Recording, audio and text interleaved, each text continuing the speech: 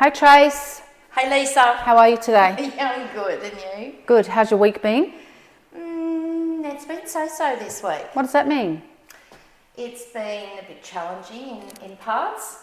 Some things going on, and it's been sad. I must say, I was quite moved by losing Sam Neill. You know, it's funny how people you don't know can actually have an impact. Yeah. Grief is a funny thing, isn't it? Yes, I was very moved by Sam Neill's death this week because, I don't know, we claim him as an Australian. He was born in New Zealand, but we claim him as an Australian. Yeah. And I don't know, he's made some really great Australian movies. Yeah, I think like he said, he wasn't a celebrity and he was just an actor. So he didn't have that celebrity status wherever he went. Yet he's been in some incredible, like the Jurassic franchise, incredible movie, you know, and he's been in a lot of really good Australian and New Zealand movies as well. Yeah, he was just such a, I don't know, just a humble human being, and he really appreciated the important things in life. Yeah. And I think what moved me so much was the fact that, was the fact that he was...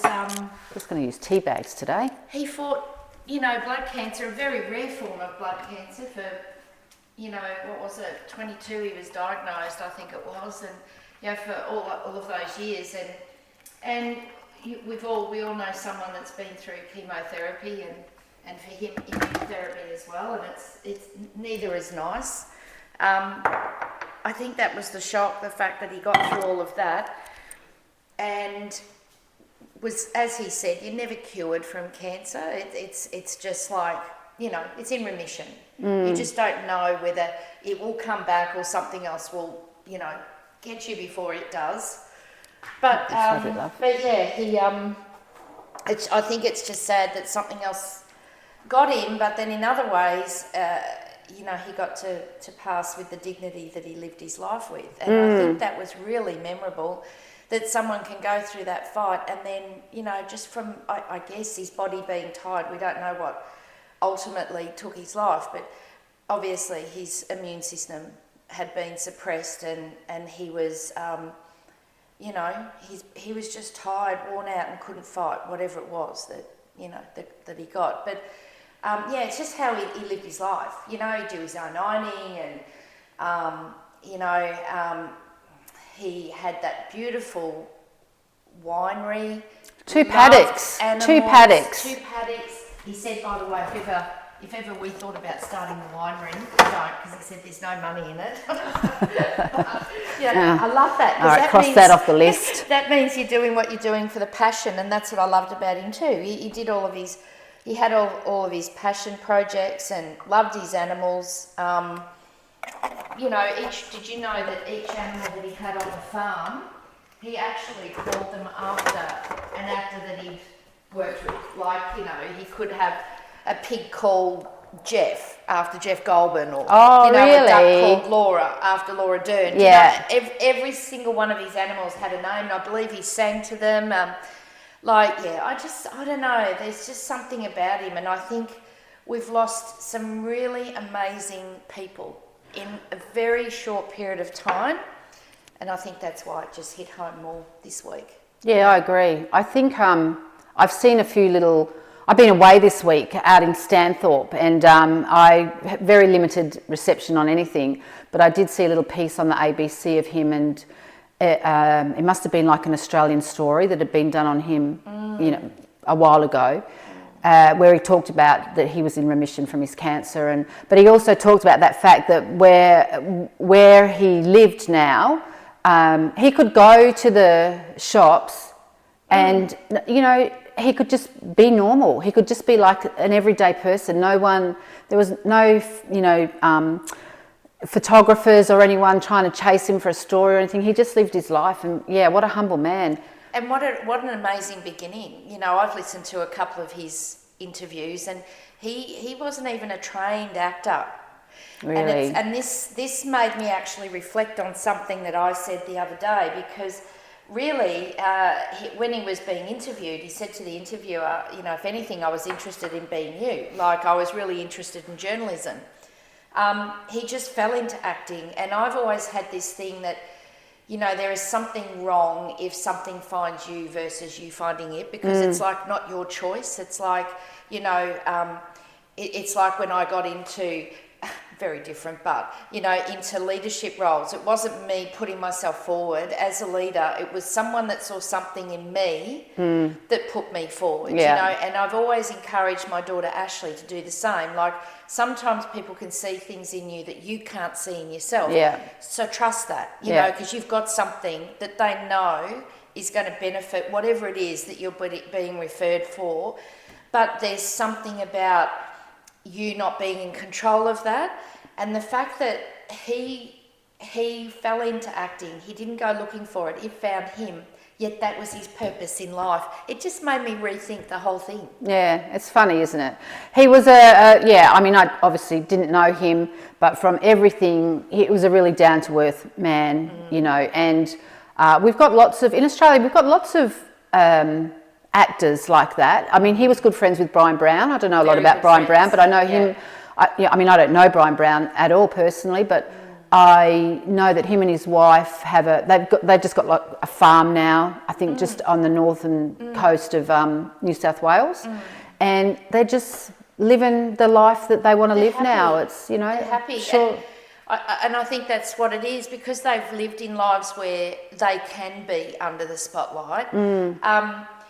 To be completely away, as Neale said, his dream, if everyone's watched that, because it's come up in the socials, I put it up on my socials, where he has a dream that one night he doesn't have a dream, and that he wakes up on a morning where there's really no news, you know, and that there's no war, there's no aggression, everybody just, you know, gets along. And it's how he says it so authentically.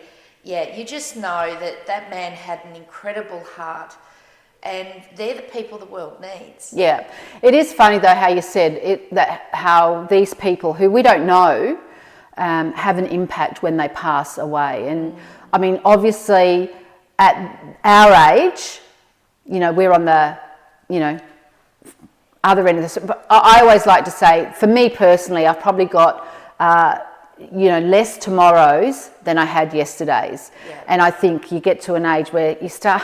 I remember my husband's parents, they used to, and I'm sure lots of people did, maybe your parents did, or you do, when we had newspapers, they would always sort of look at the obituaries to see who'd passed away, because you'd know that there would be someone you knew and your age bracket, you know, as you get older, that is probably, you know, there's more funerals than weddings and that sort of stuff. And so, yeah, I think it's funny how these people do impact us when they pass away, even though we never knew them at all. Like, we only saw the on-screen persona, or the, you know, if they were music, you know, singers or whatever, we saw that of them. Didn't really know the person behind, but he does seem like a genuinely nice bloke, who, you know, you'd be happy to call a friend if you knew him. And they're the sort of people that if you did see them in a coffee shop, and if they were open to having a conversation like we are now, they'd be the people to have the conversation with, because they're so down to earth.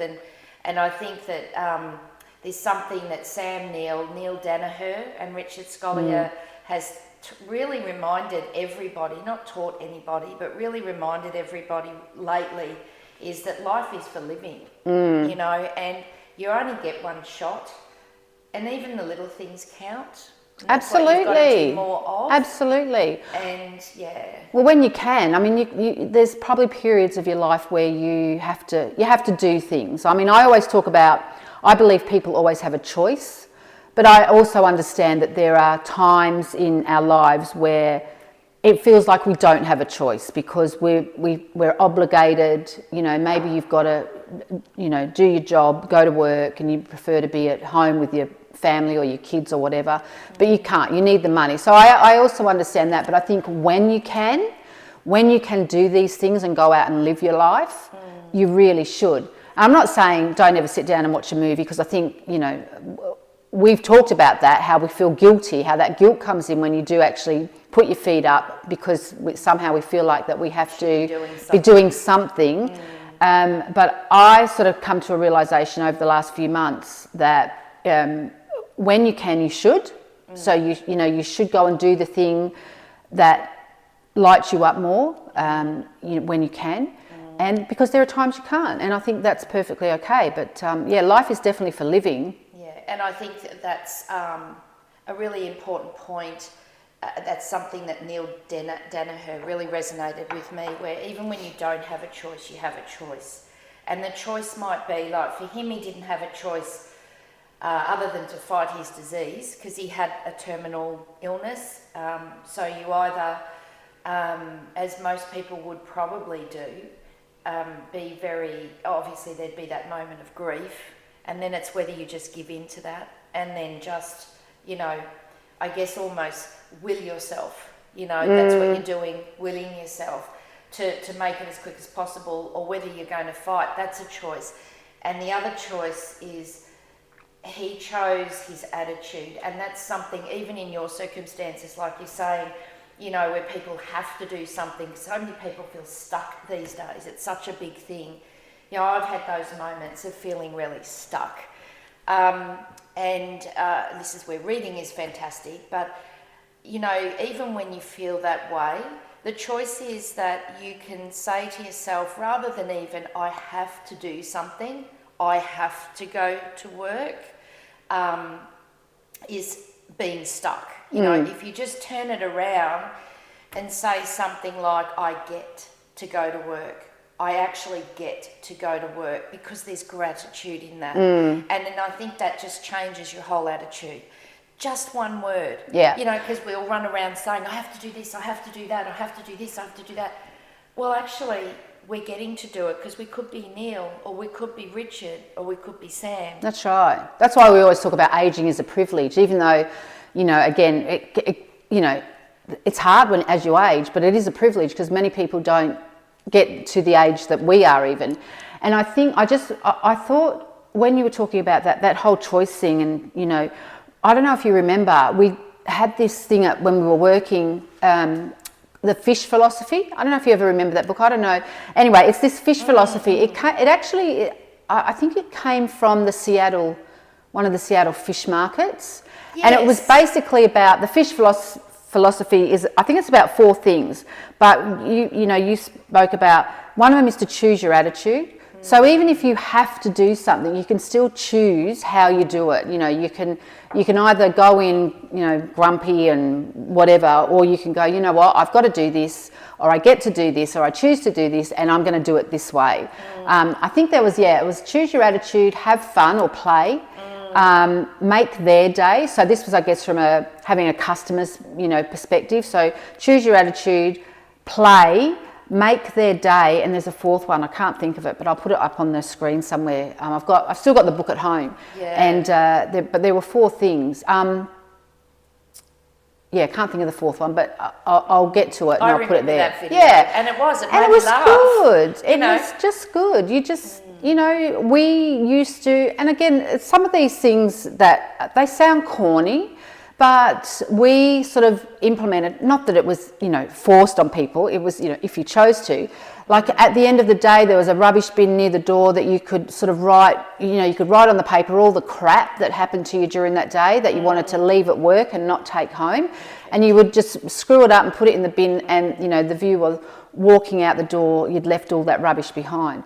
So I think there is, you know, there's ways you can choose to do things, and we often see it with people who are probably the most unwell or have these, and public people, because you know, a lot of other people, and I guess a lot of public people choose to go through their thing in private. But you know, Neale Daniher, so for those of you who might not know, Neale was a Australian football player, coach, and he was diagnosed with MND, and he was diagnosed years and years and years ago, and I think they might have said he only had 2 years to live, but I think it was like 13 years or 15 years later is when he passed away. But over the time, he chose to be very public about his, diagnosis, and he raised millions and millions and millions of dollars that will no doubt go to helping, researchers find, I don't know, cures, but it will support other people who are diagnosed with MND. And that's the thing. He chose not only the fight, but he chose to raise awareness because he was embarrassed that when he was diagnosed that he didn't even know what it was. Yeah. And so he chose to raise the awareness and also just raise a bit of money. But he honestly thought it was just going to be like a chicken raffle and, a few bucks. And then, it all turned out to be so massive and so, what are we up to, $150 million or something. It's wild. And he knew that was going to be his legacy. He knew that this is the thing about people like Neale. They know what they're doing is never going to help them. Yeah. And that's that service stuff that really comes in, when you're serving others, and he was so good at that. And he chose to help others, after him to try and find a cure. And he knew whether I'm here or whether I'm not, with the money in the research that all that money's gone into, which apparently there is a research centre in Melbourne, and Melbourne's been put on the map for research in NMD, purely because of the money that he has raised to put into research. And obviously, like everything, you have to, in order to cure something, you have to find causation. So as soon as they find that, then they'll be able to work on, a cure, and he will find a cure for NMD. Oh, absolutely. And I think, like you said, there is that saying, and I'll probably get it wrong because I always get sayings wrong. But a man or a person plants a tree for the shade that they will never sit in. Correct. Because it takes 20 or 30 or 40 years for the tree to grow, but they've planted the seed so that future people can get the shade from that tree. And I think that takes a great attitude, though, because absolutely, and that's where you get to choose, right? Like, well, I don't give a shit about everyone else because that's the sort of society. I know, that we live in. But they do the humble thing. And I love that, and I think that's why we get so impacted when these people pass away, or because. I know that I bought a beanie, the Big Freeze beanie, for the last few years. I know I've got 2 girlfriends whose mothers both passed away from MND at young ages, so, and we see it all the time now, like, because it is so much in our awareness. There's another rugby league player, Jai Arrow, and he's 31 or 32, being diagnosed with MND, and he's got a beautiful young family, and so that legacy, I love that legacy will carry on, and Sam Neill will have a legacy, I have no doubt, in the wine industry, because he's with his wine, but also the influence that he has had and will continue to have over, actors and, new actors coming through. And I think, those legacies. I mean, even, last week, Bonnie Tyler. I know. Oh my God, it's a heartache. Like all these. And Darren Hinch. Hinch, I know. A lot of people didn't like Darren Hinch. I loved his sass. I really did. Yeah. He believed in stuff, and he was prepared to. Well, he was a bit of a campaigner against. We're all campaigners against it, but he, child abuse and pedophiles, and he liked to name them, even though he wasn't supposed to name them. He wanted that to be known that. Well, that was a bit of his fight, I think. Yeah, and it was, you remember he was in Parliament, so he was elected. Yeah. And it was actually through that position that law was passed, where I think it's where they actually put all the names. So if you're an offender, there's some sort of register or something. Right. It was something that he did. Well, he went to jail too. I don't know whether it was when he was in Parliament, but he did go to jail, I think, because he named and shamed people. Yeah. And that's what I mean. It's like, he was very controversial and whatnot, but for what he believed in, I admire that. Yeah. You believe in something so hard that you're prepared to actually go to jail for it. Yeah, not many of us would do that. No, exactly. And even he had liver issues, a lot of health issues, and he, like Neale, he fought. Yeah. Because he was only given a very short time when he was first diagnosed. it just goes to show when you've got that real fight in you that it can make a difference. Yeah, it does make a difference. But again, like you said, you might not be around to see the difference it makes, and that's a good human being who can do that, who can know that they'll probably get no benefit from what they're doing, but someone else will. Yeah, right. Yeah. They're the best kind. They're the best kind of human beings. I actually love what he said, and for anyone watching, you could go and watch it. I think it's called the 30-minute interview with Sam Neill, and he actually says about women and women in powerful positions. Oh yeah, I did see that. Because he talks about the New Zealand president. What was her name again? Prime Minister Jacinta. Yeah, Jacinta Ardern, is it? Ardern, I don't know. Is that her name, or is that the? That might be the Victorian lady. We're talking about the New Zealand. Yeah, the New Zealand Jacinta. It might be Ardern. Yeah. Jacinta, we'll put the name up here. We'll put the name up. And he thought New Zealand got it so wrong because there was a lot of people against her, but he felt the way that she dealt with COVID, he said, like, we were one of the first out of lockdowns. Yeah. He said how she treated the whole massacre in the mosque. You know, he just had a lot of respect. He said she was highly intelligent. He brought up another 2 women leaders, very, very significant leaders, and he said, I just think that men should not be leaders because they're too unhinged. They're too Well, it's a funny thing. Not all men. We'll put that disclaimer up. But I think we do see those men that do rise to the top are probably, in my opinion and in my view, some of the most unscrupulous. Yes. Is that a word? Yes. Some of the men who are at the top are the men who are there for the power. And maybe you could say that about women as well. I'm not sure. We've had some pretty impressive women leaders over the years, but it's still like an area that is male dominated, particularly presidents and prime ministers and whatever. And that probably says a lot about who we are as humanity right now. And I'm shocked every day, like absolutely every day I get shocked at what I read or hear or see, and I think, how the heck do we let this happen? How is this happening right now in 2026? And I'm not going to go into details, and I'm sure there will things come up as we continue with this truth, courage and tea conversations, but there are some wild things that are going on in the world, and I guess it's easy for us sometimes because it doesn't affect us. We just can go, you know what? Not my president, not my, leader, not my whatever. But other times there are things where, I know I get so angry, and I choose to be angry, like that's my choice. I believe that feelings are our choice. And, but it comes back to that, how you respond. You can get angry and let it,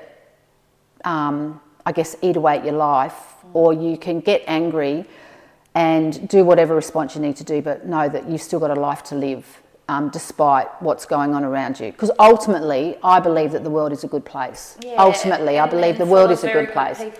Full of more good people than bad people. But it's like, there are strings in these conversations, because it's like Mel Robbins was saying only this week, how so many people she knows are just so deadly tired. Like, they're not just worn out, burnt out, they're just spent,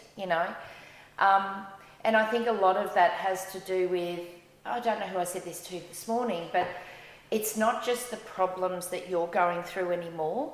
It's like you've got everyone has their own challenges, but outside of your personal challenges, there's a whole world of challenges. Whereas, my mum's era, if they had challenges, they didn't have the whole world challenges. Yeah, the world was a good we've got place, open access to the whole world now. Exactly, and I think I've been an advocate for not getting caught up, particularly on social media. With the whole scrolling, doom scrolling, going down rabbit holes and stuff, and just getting caught in the negativity and the toxicity of that. But at the same time, we can't put our head in the sand either. No, look, I agree. I think, should we go sit down? Let's sit down. I think Yeah, I just see that people are getting so worn out, even with just, I've actually seen people, such advocates, you know, where they've tried to make a difference and they've literally, burnt themselves out, just trying to, I guess, convince people of stuff. Yeah, I think it's hard seeing all the things that we do. Well, you know, I guess there's different people again with the attitudes. You know, people like Sam Neill obviously cared a lot about stuff. You know, I'm an empath. I care a lot about stuff. So I'm one of those people that will go down a rabbit hole, you know. There are some good rabbit holes to go down. Yeah, and as I said, that's the flip side. It's like, do you want to be educated in it, or do you want to be, or do you just want to say, yeah, not my problem, because that's the bystander thing, right? So, Yeah. Well, that bystander effect, that's definitely something that is interesting. From all of this, you know, from what we've talked about, and for most of it, we are looking in on other people's lives, even when there's all these other tragedies going on around the world. We're still, you know, we look at it through our own lens as well. Like we look at it through our own experiences and how we've lived our life and our views, and you know, and the environmental impacts that have on our own views and opinions of the world. But I think it is easy to get caught up in stuff, and I'm a big believer that I think you should know all sides of a story. You can have a view and an opinion, or it's more, I think I might have said this the other day, it's, you know, until you have heard and understand all sides of a story, it's just your bias. Yes. That when you've heard everyone, you can then form a genuine opinion or view about the issue or the thing. And I think we have a lot of bias. We might call them opinions, but it's more our bias, because that's, you know, we've been influenced by who we grow up with, school, work, parents, all those things. So I think that it's an interesting time to be alive, because we have so much information available to us at any time. Any time you can just turn on. I was just saying before, you know, we went to Stanthorpe for a few days and I had very little phone reception, like 1 bar of 4G, which sort of blew. I'm like, oh my God, I'm going to be disconnected from the world. And we only had the ABC on the TV.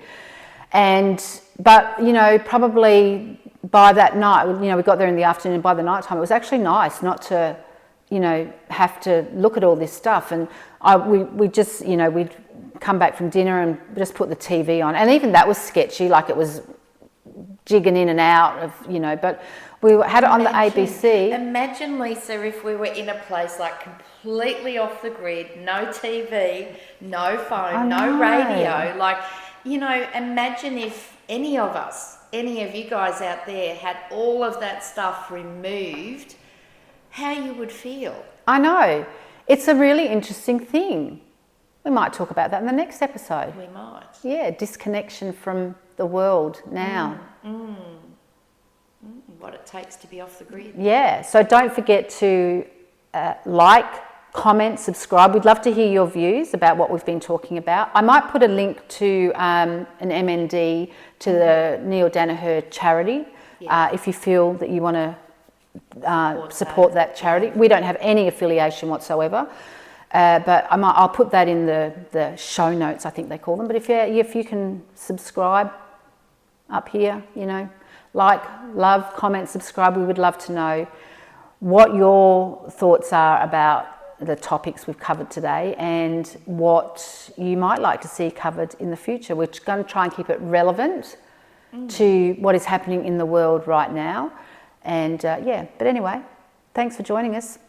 Cheers. See you next week. Hope you had a nice cup of tea with us.